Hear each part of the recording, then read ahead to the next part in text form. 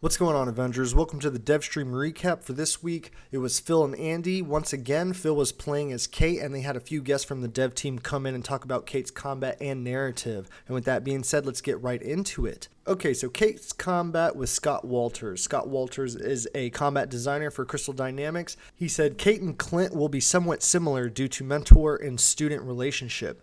Kate Bishop uses a sword and is a fencer in the comics. Teleporting. Kate utilizes aim tech to use quantum energy, not yet a status effect, but more akin to a damage buff. Her support heroic is a decoy, creating a holographic image of Kate, with that image drawing in aggro. It fires quantum energy arrows and acts like a turret. You can upgrade it to increase damage. You can change the number of arrows it shoots.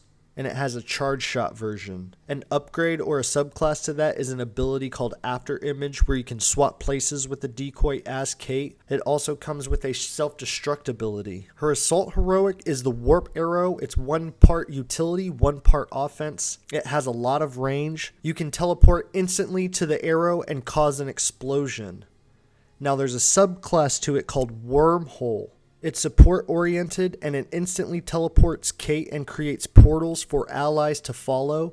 You can use it multiple times. It lasts about 20 seconds. You can use the portal multiple times. There's a slight delay when entering the portal. You can control when the portal opens. You don't have to hit the surface, so you can activate it mid-air. You can utilize the portal for in and out combat strategies like on Abomination's area of effect. It can be useful for melee builds. They mention a potential Hulkbuster teleportation combo. They discuss the rules of the portal within the game, so enemies cannot go through portals. When players are attacking, they will not go through portals, hence the slight delay. Devs didn't want the frustration of teleporting players where they didn't want to go. There's another skill tree for Cloak of Oblivion, which allies using the wormhole get a small defensive buff. Another part of the skill tree, an ability called Singularity, where it doesn't teleport Kate, but instead it creates a vacuum bomb and does damage over time, and it ends in an explosion. Her ultimate, Quantum Overdrive, she shoots fast, hard-hitting energy arrows. Charged version of these arrows launches enemies in the air. There's a bunch of subclasses for the Quantum Overdrive if you're familiar with the skill tree. Quantum Storm, it acts like a fast crossbow arrow that stick to enemies and build up to an explosion similar to Iron Man's rockets. There are some seeking capabilities. There's also this awesome move or ability called Quantum Scythe. It allows your sword slashes to get energy projectiles. Phil mentions a Singularity follow-up by a Quantum Scythe combo, which sounds pretty interesting. Moving on to some minor things, Kate's intrinsic energy is tied to her teleporting, traversal, and attacking, but when I was watching it, it seemed like the traversal doesn't take too much intrinsic away.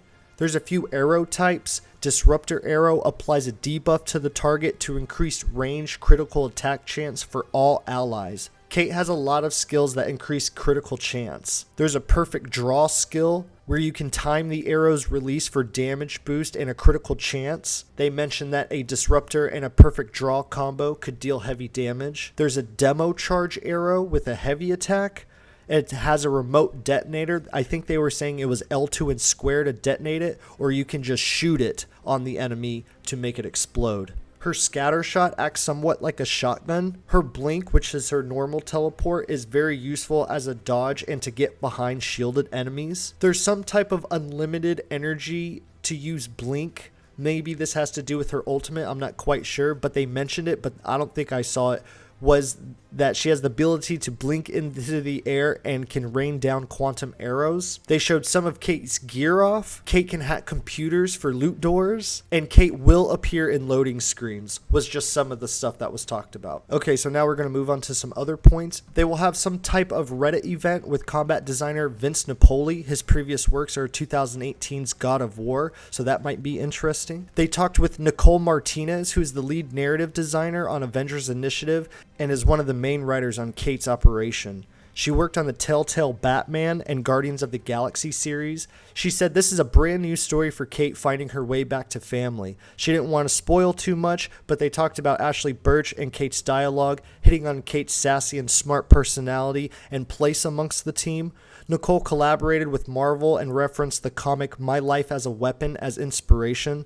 They also hit on how Kate's combat kit and story intertwined, mentions Kate is setting herself apart from Clint, which is actually the opposite from what I said earlier about their similarities as mentor and student. So there's a little something there. I feel like that is intriguing. Maybe they're the same because of the archery, but a little different when it comes to teleporting. Maybe Clint doesn't teleport. I'm not really sure on that, but although interesting nonetheless. There was also a discussion with Nicole about getting into writing for the video game industry, and she gave some good tips on how to get started and what to expect. And of course, to end it on all things that are always ongoing with this game, our cloning labs are close. And now that the team is finished with Kate, they can now focus on polishing cloning labs. It's taking long because it's a long and complex mission, which introduced some networking bugs they didn't expect. They also said that campaign replay is still in the works, also as well in the far future Loot 2.0. Whew, okay, now that we're at the end of the video, you know what time it is, little personal thoughts, personal opinions about everything. Okay. So whenever I started watching the stream, I was pretty excited. I really liked how they dove into her tree. I understood that they couldn't show a lot. It was a bit laggy too, which sucked, but you still got some pretty good shots on Kate and how her combat rolled. Scott really explained a bunch of stuff, even though it was kind of quick and without real hands-on. It was maybe a little difficult to understand, at least for me personally, but you know, I get the gist of what's going down here. Kate looks like she handles very nicely, fast and precise. I got a little bit of Virgil from Devil May Cry from her. They said that the team over there were big fans of combat games, and I can only assume Devil May Cry. That's one of the best combat games. So if you like Avengers, you'll probably like Devil May Cry. The story's a little quirky and it's out there, but it's super cool and the combat is crisp. But anyways, I thought Kate's animations were really nice. I thought her arrows shoot really fast. It felt like it was going to be engaging, and I'm not waiting all day to charge something up or just to shoot just a few arrows. So I really like that. Like I said, fast and precise.